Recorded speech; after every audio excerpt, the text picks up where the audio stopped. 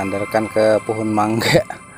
Nah, udah sayang dia udah berbuah, ini baru berbuah. Nah, udah mulai besar juga buahnya.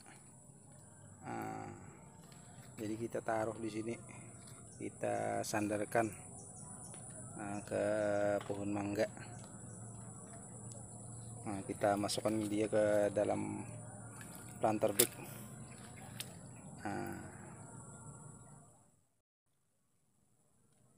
Sayang sekali ini.